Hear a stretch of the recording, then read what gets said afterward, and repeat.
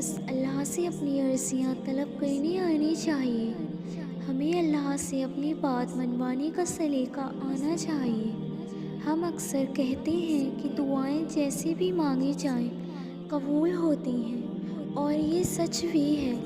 لیکن اگر آپ دعائیں کرنے میں تھوڑی سی محنت کریں گے تو اللہ آپ سے زیادہ خوش ہوگا. ہاتھ پھیلا کر مانگنے والے اور ہاتھ نہ پھیلا کر مانگنے والے میں کچھ تو فرق ہوتا ہے. آپ کا عمل ہی آپ کی شدت کو بیان کرتا ہے. اور جب آپ نماز پڑھ کر ہاتھوں کو اٹھا کر اللہ سے دعا مانگتے ہیں تو آپ یہ ظاہر کرتے ہیں کہ آپ نے اس رب کا اپنا واسطہ مان لیا ہے اور اپنی ہار تسلیم کر لی ہے. ظاہر ہے کسی بھی ایرے گہرے کے آگے تھوڑی نہ ہاتھ پھیلائے جاتے ہیں. ہاتھ تو صرف اس کے سامنے پھیلائے جاتے ہیں جس پر مان ہوتا ہے. اور جب اللہ کو پتہ ہوتا ہے کہ آپ مان کے ساتھ آئے ہیں تو وہ اس کا مان بھرم کبھی نہیں ٹوٹنے دیتا. اور پھر ہاتھوں کو دعا کے لیے اٹھانے کے بعد آپ نے فوراً اپنی خواہش نہیں اللہ کو گوانے لگ جانا جیسے آپ صرف اسی مطلب کے لیے آئے ہیں، بلکہ سب سے پہلے آپ نے اللہ کی بڑائی بیان کرنی ہے. اور اللہ کی بڑائی بیان کرنے کے لیے سب سے خوبصورت سورہ کون سی ہے؟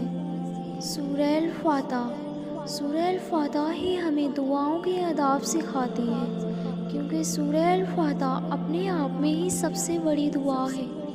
پھر آپ نے درود شریف پڑھنا ہے، کیونکہ جب تک آپ اللہ کے محبوب کو راضی نہیں کریں گے تب تک اللہ آپ سے راضی نہیں ہوگا. اور علی رضی اللہ عنہ نے فرمایا کہ جب تک نبی صلی اللہ علیہ وسلم پر پردہ نہ پڑا جائے تب تک ہر دعا روک لی جاتی ہے. تو آپ نے پہلے دعاؤں کا راستہ بنانا ہے، پھر ہی تو دعائیں منزل تک پہنچیں گی. اور پھر جو دل میں چاہے مانگے، بے پناہ مانگے، بے انتہا مانگے، اور انشاءاللہ اللہ ضرور قبول کرے گا. ایک بات اور جو آپ کو سیکھنی ہے وہ یہ ہے کہ دعائیں صرف منہ زبانی کہہ لینے سے قبول نہیں ہوتی، آپ کو ان کے لیے کوشش کرنی پڑتی ہے.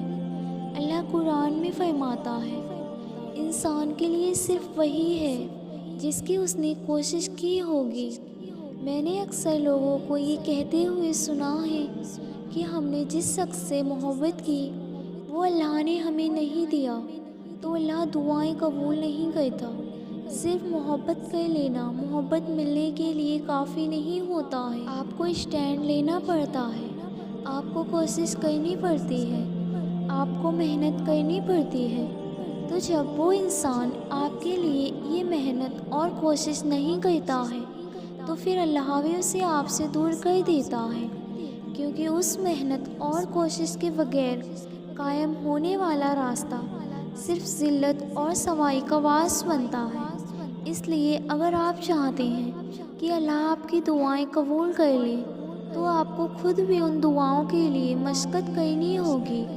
اب اگر آپ سارا دن گھر بستر پر پڑے رہ کر اللہ سے یہ دعا کرتے رہیں گے کہ آپ کو روز 3 وقت کا کھانا مل جایا کرے تو آپ کو وہ ملے گا تھوڑی، کیونکہ بہت سے لوگ ایسے ہیں جو تب محنت مزدوری سے اپنا رزق کما رہے ہوتے ہیں جب آپ آرام کرتے ہوئے اپنا وقت ضائع کر رہے ہوتے ہیں.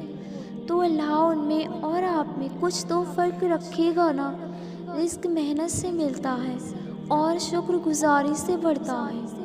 محبت بھی رزق کی طرح ہوتی ہے، جتنا پاکیزہ رکھو گے اور جتنی محنت کرو گے اتنے ہی ملنے کے چانس بڑھ جائیں گے. اور جتنا شکر کرو گے، جتنی قدر کرو گے اتنی ہی بڑھتی جائے گی. سب سے پہلی بات جس پر ہمارا پختہ ایمان ہونا چاہیے وہ یہ ہے کہ دعائیں ہمیشہ قبول ہوتی ہیں، پھر چاہے اس طرح سے قبول ہوں جس طرح سے ان کی قبولیت کا ہم نے سوچا تھا، یا پھر اس طرح سے ہوں جس طرح سے ہم نے ان کے قبول ہونے کا گمان بھی نہیں کیا تھا. کیونکہ دونوں طریقے اللہ کی رضا کے طریقے ہیں. ہم اکثر یہی سوچتے ہیں کہ اگر ہماری دعاؤں کا نتیجہ ہماری خواہشوں کے مطابق نکلتا ہے تو ہی ہم اس نتیجے کو اپنی دعاؤں کی قبولیت کا نام دے سکتے ہیں، اور اگر ایسا نہیں ہوتا تو ہم سوچتے ہیں کہ شاید ہماری دعائیں اللہ نے رد کر دی ہیں۔ حالانکہ دعائیں تو کبھی بھی نامراد نہیں لوٹائی جاتی۔ جو دعا جیسے ہمارے حق میں بہتر ہوتی ہے، اللہ ویسے ہی اسے قبول کرتا ہے۔ جب ہم اللہ پہ مکمل یقین رکھ کر دعا کرتے ہیں تو اللہ ہمیں اچھے سے اچھا عطا کرتا ہے، پھر وہ کچھ بھی ہو۔ ہم کبھی کبھار اپنے لیے وہ چیز چاہتے ہیں جو ہمیں فی الحال سکون میں رکھ سکے، لیکن اللہ ہمیں وہ دیتا ہے جو ہمارے لیے آگے بھی سکون کا باعث بنے۔ ہم اکثر عارضی خوشیوں کی چاہت کرتے ہیں، لیکن اللہ ہمیں لائف ٹائم کی خوشیاں دینے والے وسیلوں سے نوازتا ہے۔